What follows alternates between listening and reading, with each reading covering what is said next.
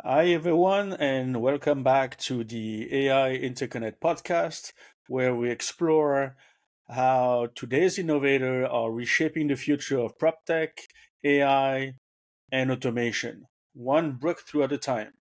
I'm your host, Laurent, and today we are diving into a conversation that sits right at the intersection of housing access, technology, and social impact. My guest is Sipho Simela, founder and CEO of Matrix Rental Solution, a company that's transforming the rental application process through intelligent screening, data transparency, and a mission driven approach to housing equity.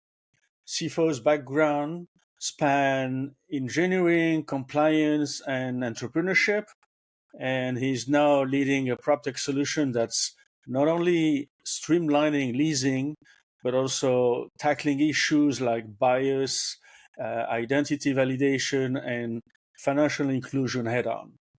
Let's get into it. Saifo, welcome to the show, and I'm really been looking forward to this one.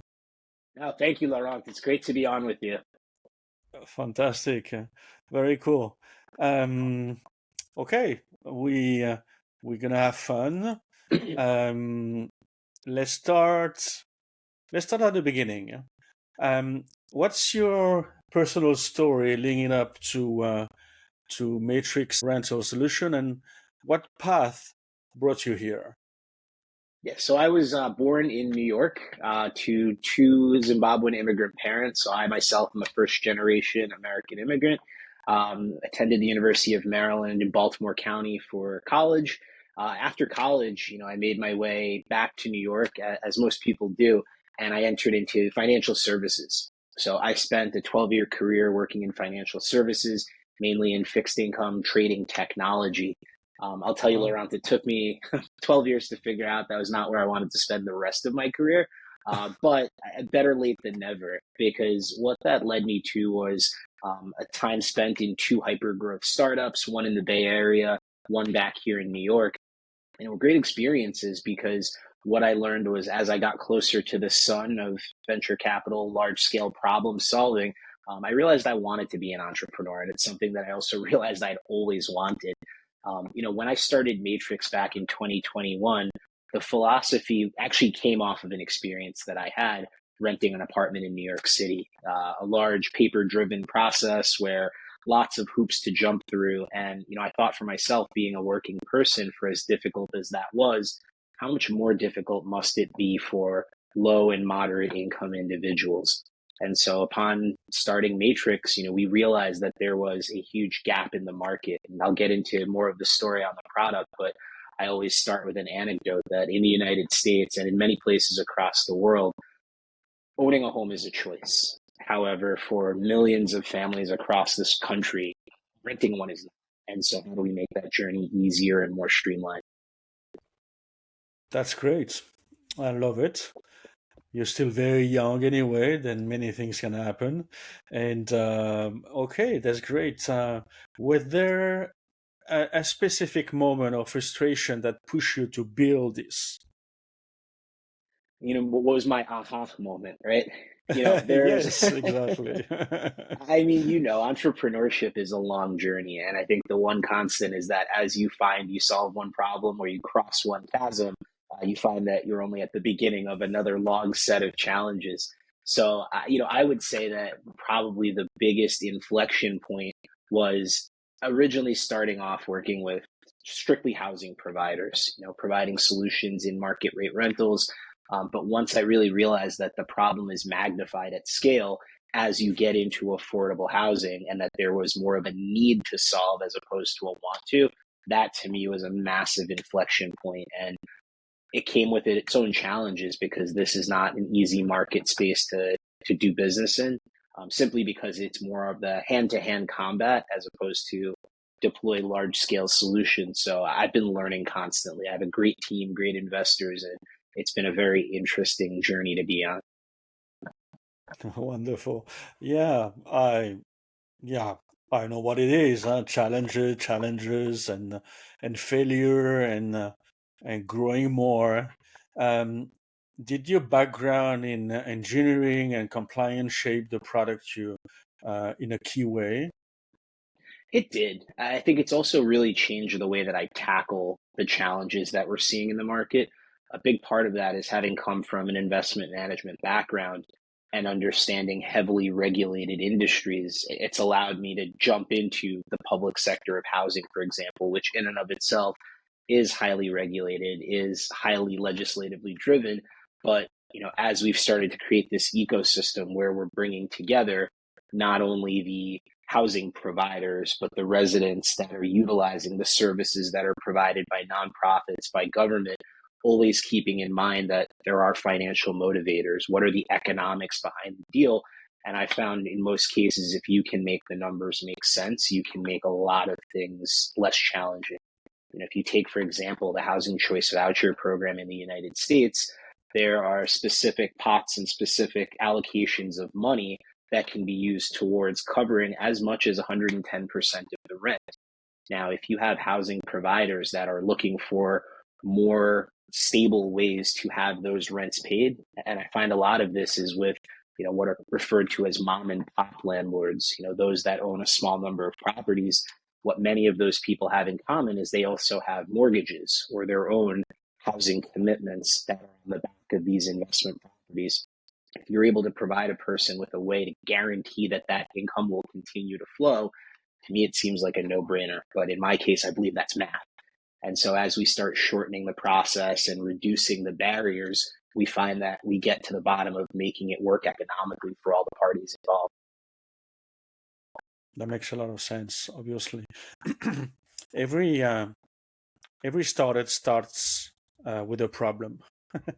What were the core challenges you were seeing in the rental ecosystem, both for applicants and for landlords? Right. So, on the applicant side, take for example renters that go into the traditional non-refundable application fee process. If I'm an individual with a 700 credit score making 5 times the monthly rent, there's really little that stands in my way to getting through the application process. However, for many of those renters that don't have those standout qualifications, or people that work in the gig sector that have income that's a little more difficult to cadence, they are really putting themselves at the mercy of the process. And these processes come with non-refundable fees ranging from $20 to $200. And if you kind of take a step back and look at it just from an individual's perspective, I am paying $20 to $200 every time I want to put myself in front of a process that I can't really guarantee is going to work in my favor. Those add up. And so what we're seeing is, people that we use a barometer of area median income for individuals that are sitting below the 80% area median income range. We're finding they're submitting 3 to 4 rental applications per every one approved. And so, Laurent, people are walking into a process where they're paying anywhere from $200 to $400, $500 just to try and have a chance at finding housing. And for people that have the least, where that is in a lot of cases a significant wage to put on the table, we're solving a big challenge. It's that single rental application. And what we're finding is, for the landlords that are looking to find residents to solve challenges, because every day of vacancy is money lost. You can speak to any housing provider and they'll say, I need to find stable renters now. And so what our platform is solved for is unifying those two sides around removing some of the risks that sit around each. There's a platform here in the US called Common App. Common App is the undergraduate admissions platform where, with a single application and a single fee, undergraduate applicants are able to submit their applications to hundreds, if not thousands, of different universities, albeit a small number at a time. That's really where I sourced my motivation from. If you're able to get both sides of an ecosystem together and limit the amount of fees and the amount of red tape, you can make great progress. Okay, that makes sense. Yeah, definitely. I love it. And then let's deep in. For those new to Matrix Rental Solution, what's the core experience like for users, and what makes it different from traditional renter application system, or maybe the one you just mentioned? So when we look at technology, I say there's two ways of looking at technology. There's the technology that works for you, and there's the technology that you work for. Most people want to be in the first bucket, technology that's really working for them. We've applied a layer where our residents come into our application and complete a single generic app. That app then allows them to say, I would like to live in this particular area. And what we do is our technology geofences that area and pulls in all of the available rentals. Now, albeit one at a time, that resident in a single click can connect their application and send it to that property owner. Where the technology comes in is we're removing a lot of the lift that they put in. Today, we're connected to over 16,000 banks, credit unions, financial institutions, enabling users to connect their accounts. And we run analytics on that data, doing things like driving income calculations, being able to drive asset values. We're also a credited partner with Experian, whereby now we are a credit reporting agency, allowing users to connect to their profiles at the credit bureaus to source credit, criminal, eviction, previous rental history, all of the things that would be normally requested in the one-off application process. So really, we looked at centralizing this inside of one place. And really the benefit and the value is upon connecting with that landlord or the housing provider, if they are rejected, if the answer is no, their application comes back into the pool and they then have another chance to look at other units in that area. It's really helpful where I'll give you an example. One of our customers is a large state housing agency, and they are now able to help their renters with a single application as opposed to having to deploy case management resources. Here in Connecticut, the state receives about 137 new inquiries every single week from people with rental housing related dilemmas, as opposed to deploying, one-to-one coverage for each of those residents. By utilizing Matrix, they're able to solve for a healthy number of those challenges by simply putting them in contact with this single application platform. Okay, then okay. Um, then Matrix handle the financial verification, identity, credit in a way that's more inclusive. Is that right? It is, Okay. for example, those gig sector workers that, have more variable income. When I look at traditional salary employees, it's very easy to get to the bottom of how that person is paid, how often they're paid. But for some of our gig sector workers, whether you are a driver of Uber, whether you are a person working in a restaurant, or you're a person that does one-off work, it's a little bit more challenging. By connecting your bank account and being able to see income bearing deposits that we use machine learning to calculate, we're able to put the best foot forward. We've developed our Maya score. Maya stands for Matrix Asset and Income Analysis. And what the Maya score does is it takes more of a blended approach to a person's financial health, as opposed to a traditional credit score that is a 3-digit number that is universally accepted across the board. We understand that credit doesn't tell the full story of a person's financial health at that point in time. By using our blended Maya score, we're weighting different characteristics to be able to put the best picture forward of that person. And what we're seeing is we're helping more renters get into homes because we're putting that full picture in front of the housing providers. Understanding that the process is expensive on both sides. For housing providers to screen tenants, there is a lot that goes into it. And the other part is the risk that you take on by accepting a bad tenant. But by having this more holistic approach of that person's financial health and history, we're finding that more housing providers are being more accepting of a person's circumstance, not solely based on that credit score. Okay. Yeah. Okay. Then a little bit more flexible on admitting future tenants compared to other in the industry. And you mentioned, and obviously, a lot of automation and AI play under the hood, obviously. Yeah.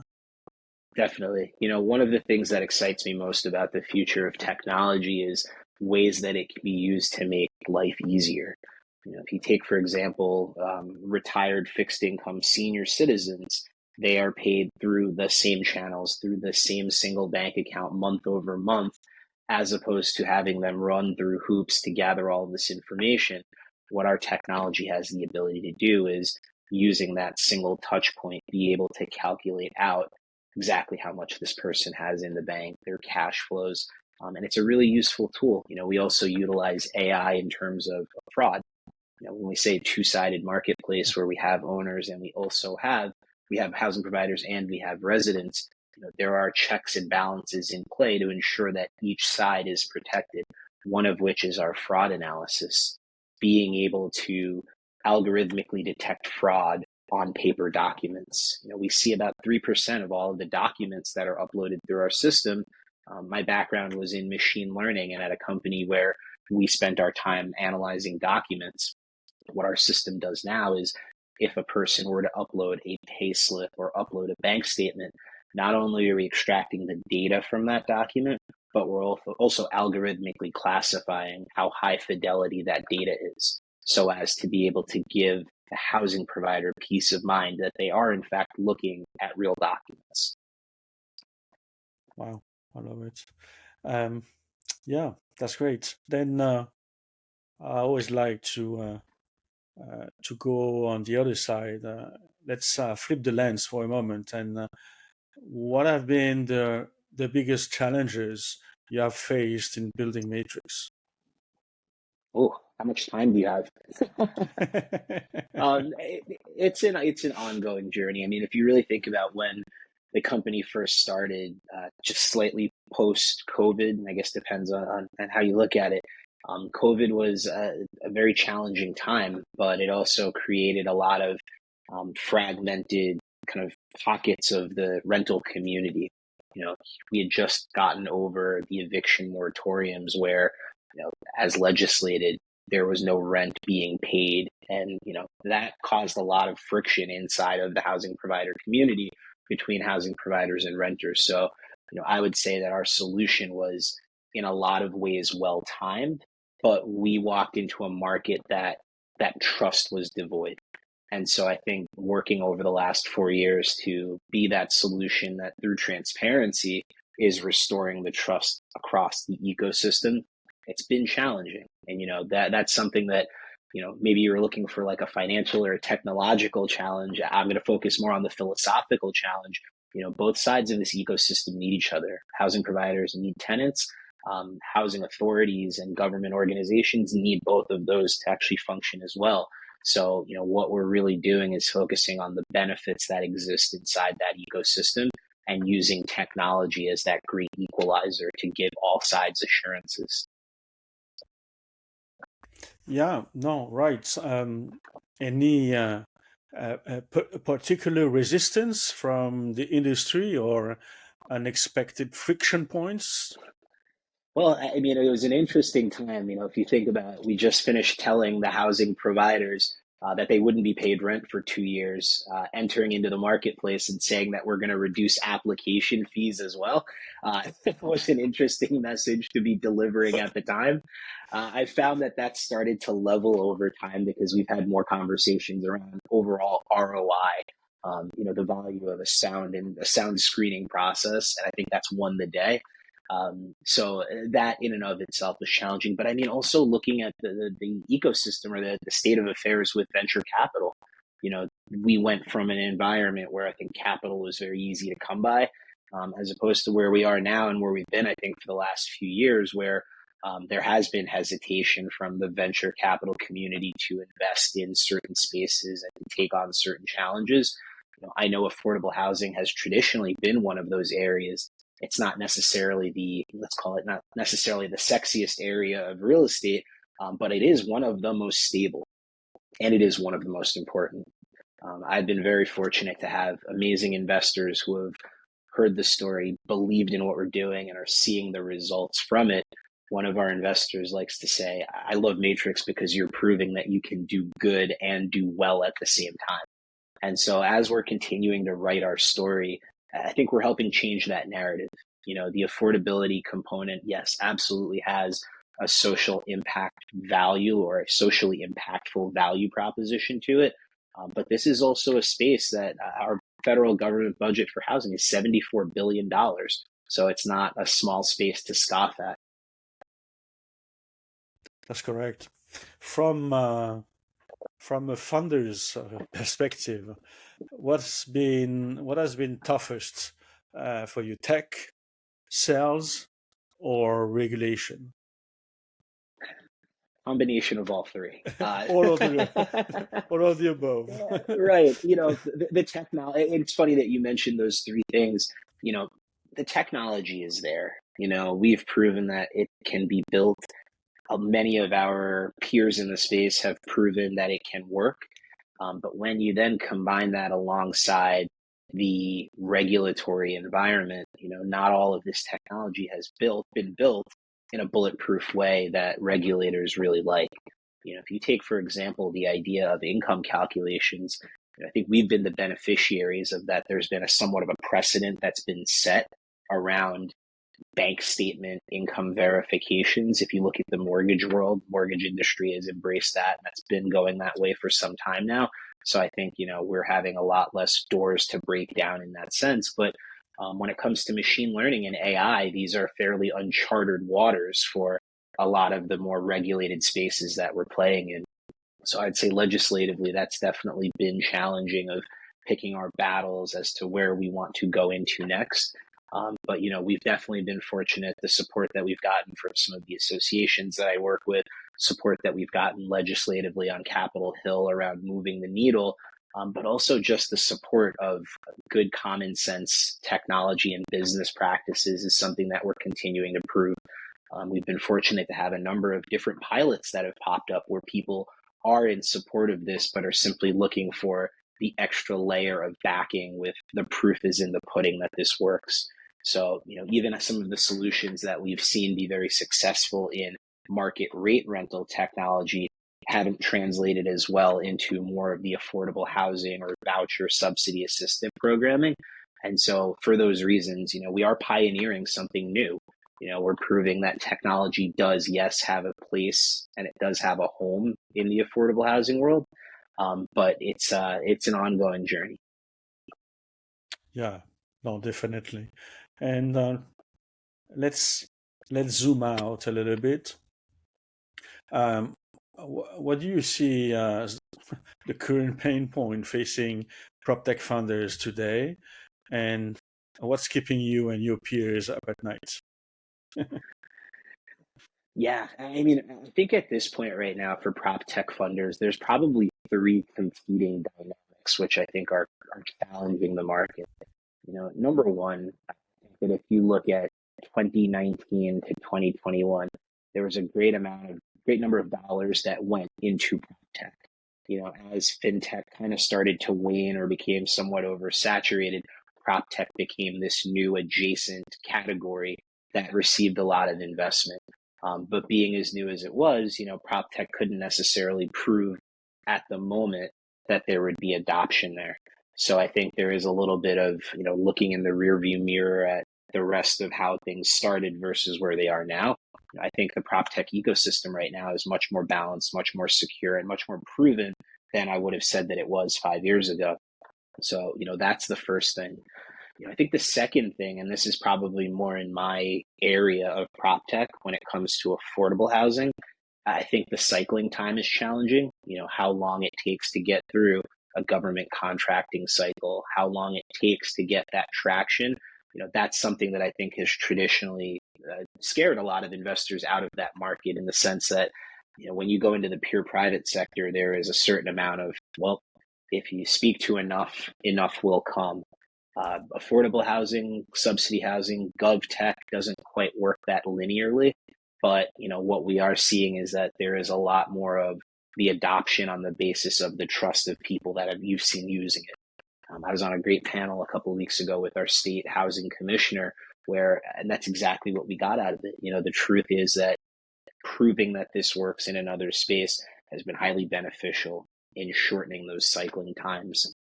And I think, really the third thing, these are macroeconomic and they challenge prop tech companies across the board, across the globe, is the uncertainty around macroeconomics. It's becoming more expensive to build housing.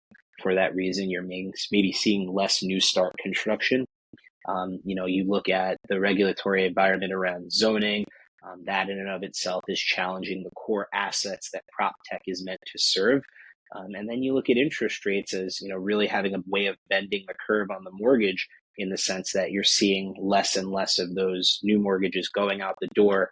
So you have less assets. And so if you kind of combine those things where you had a lot more funding, so you had a lot more companies over the last 5 years entering a space that had been contracting, specifically in commercial for a while, you find a lot more people eating a lot less food.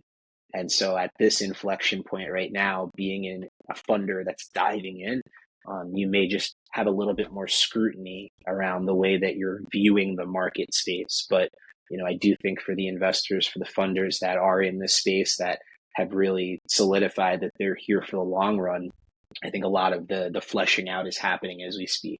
The companies that are going to continue to be here are starting to rise to the top, and the data is all out there now. So I'm proud to be a part of this ecosystem and alongside some really amazing companies that are really changing global prop tech every day. I love it. Yeah, very right. And one thing that stands out about Matrix is the mission. Uh, it's not just about optimizing application; it's about access.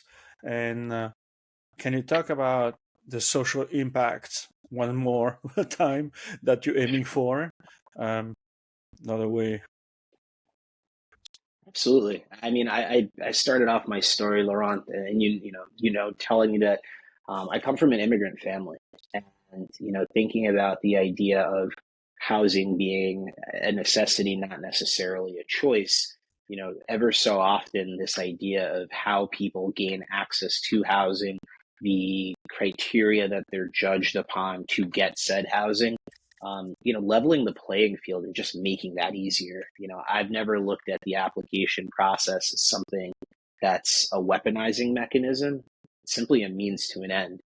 Being able to prove that you have the qualifications, the criteria to be able to safely afford the rent. On the inspections front, which is another area that we'll tackle, but I'll come back for your next podcast to talk more about that one. The idea that proving that accommodations are safe and able to be lived in, being able to get those things together and get them right with as few barriers as possible has always been my goal.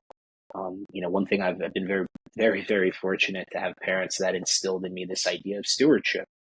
Stewardship is important. It's the duty of the people that have the most to be relied upon to give more to the people that don't. And I don't really even mean that in a financial capacity.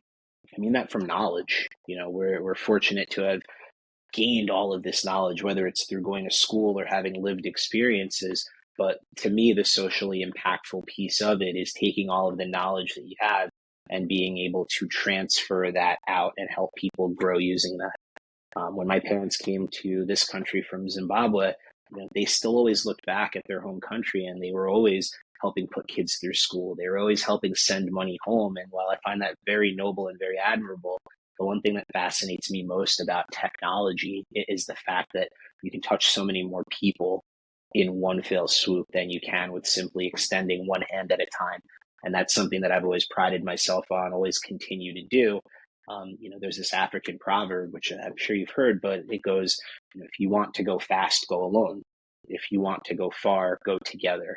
And that's why here at Matrix, as we've built this ecosystem, it's very inclusive. We're bringing as many partners, whether that be from traditional housing providers, whether that be government, public sector, or even the nonprofits that support the ecosystem. We've built a really nice group of over 16,000 users at this point and growing, that are really supportive about the way that being mindful about the way the housing process happens. Yeah, that's right. And I love this African proverb. Um, how are you thinking about equity and inclusion in housing through tech? I think one of the biggest parts of the process is expanding the box. It's a phrase that you'll continue to hear me use, expanding the box. Expanding the box doesn't mean lowering the bar. What it means is being more inclusive with the kinds of factors that you're willing to analyze to drive the outcome. That's something where when we talk about, bank statements and asset data, I think you can unlock a lot of really great data inside there.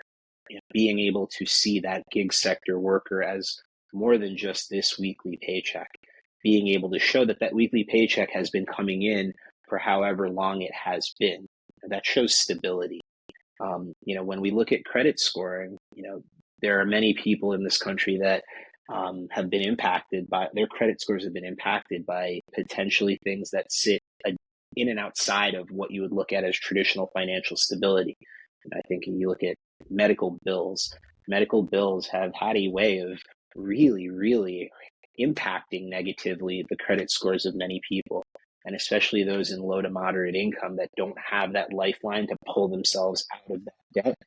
That can sit for a very long time and really impact their scores. So, when I think about pulling a credit score, seeing a number and making a decision, there's so much more to it than that. And that's what we've really focused on here at Matrix is allow the technology to create the transparency and allow the data to tell the story. But the more of it you have and the faster you can analyze it, the better the story. And what we're showing and proving right now is the better the outcome.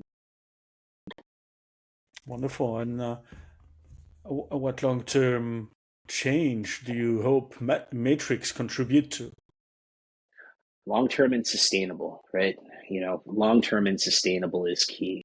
What we're looking to do is we're looking to take, what has been long-standing as one of the most, I would say, the most stable programs. And when I say programs, I mean the Housing Choice Voucher Program.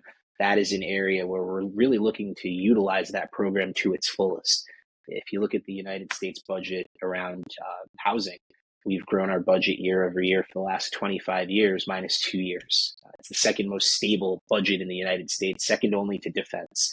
And so, for that reason, being able to prove that in a turbulent time, that budget can still be maximized and utilized. That's where I see the long-term sustainable change. Being able to create change in the practice of how people are evaluated is not saying that, you have this mass kind of overarching equity and inclusion.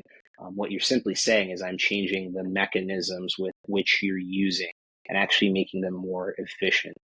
I'll tell you, when I first started cooking up the company, I guess this was right around COVID. I think we were all sequestered and we all kind of had our work from home policies. And I had a great amount of time to do a lot of thinking. And I remember one of the first people I talked to about this was I described it as a mortgage style underwrite for rental housing. And, early innings at the time, I heard from a lot of people that was overkill. Most people look at the mortgage underwriting process as very, very, very invasive. And it's something that you don't do very often. It's the biggest investment that people make, but it's the most scrutiny that you'll ever put into your financial life. But what we're finding is that kind of scrutiny is actually helpful in low to moderate income, because at that point, it's not scrutiny, it's data gathering. The more information you get about a person's story, we're seeing that those outcomes are being impacted. And every day we're speaking to more and more housing providers that, when you really pull the curtain back, are saying, we wish we had better access to that information, but in the traditional sense, getting to that information requires more time, more resources, and by extension, more money, which we don't have to be able to do. And what Matrix is doing is we're making that easy. We're examining the assets, the income, and the employment. We're gathering the credit, criminal, eviction history. We're overlaying compliance on top of that to keep our housing provider customers protected, but we're handing them a white glove analysis of the resident, which is what they want with more data. And by extension, I think we're proving that more inclusive outcomes are happening. Yeah, awesome. Where where do you see Matrix and PropTech more broadly heading in the next few years? Well, I think there's a window of opportunity that we have to spread our message through more inclusive mechanisms like the government. There's a big reason that we focused our strategy starting with local and municipal housing agencies, moving on to state level agencies, and now, having those conversations at the federal level.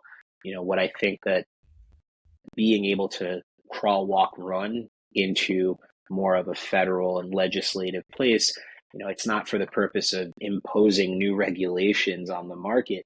No, it's for the purpose of being able to showcase that if you look at the most stable entities that exist in this ecosystem that have been here, that are going to be here in the future, adopting technology, using technology to make faster and better and more operationally efficient outcomes, it has a trickle down effect into the private sector where that trust is being established. And I think, as we go into marketplaces where that trust is already there, that's how we grow. And we're not alone in this space. There are many other great prop techs that are representing a vision very similar to this, that like through driving operational efficiency, we're reducing costs. By reducing costs, we by extension are driving inclusion and equity into the process. Yeah, that makes sense. And are there any emerging technology or shifts that you are watching closely? I am very, very much, watching the shift that's happening in machine learning, particularly around the use of large language models.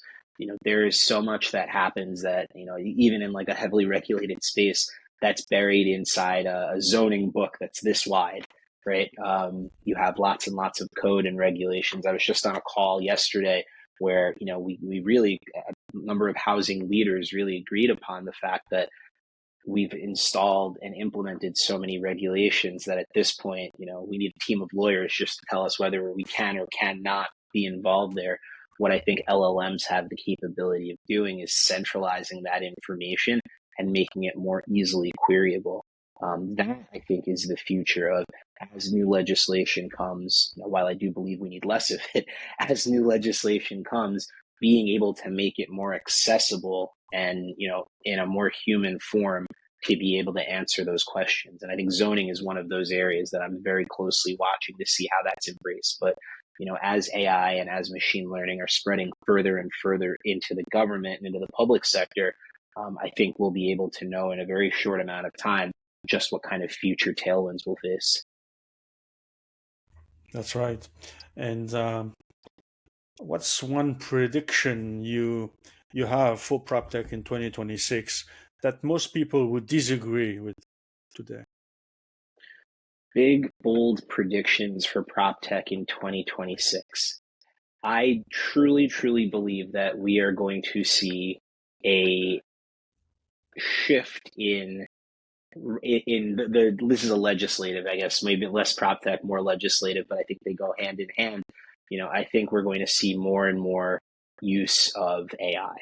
And I know that might not be a big prediction, but there have been think tanks and there are pilots that are in place right now, that are working in such a way that the use of AI by government can create a tremendous amount of efficiency. And I think we'll be focused less on the legislative piece of it for legislative piece sake. It's really more about how we interact with the legislation. Anytime you want to build a mixed use building or do a mixed use conversion, having to consult several teams of lawyers about the zoning restrictions associated with that. I don't necessarily know if it's too many people that have the biggest problem with the restriction itself, so much as it is all of the hoops you have to take all you have to jump through to actually get to that. So I don't know how hot of a take that is, but I do see like an expanded use of AI coming in 2026. And I see it happening quite quickly too. Yeah, makes sense. It's already there. Let's end with a lighter, quick fire questions and no overthinking. One lesson you will give your younger self, your younger, fonder self. Everything takes longer than you think.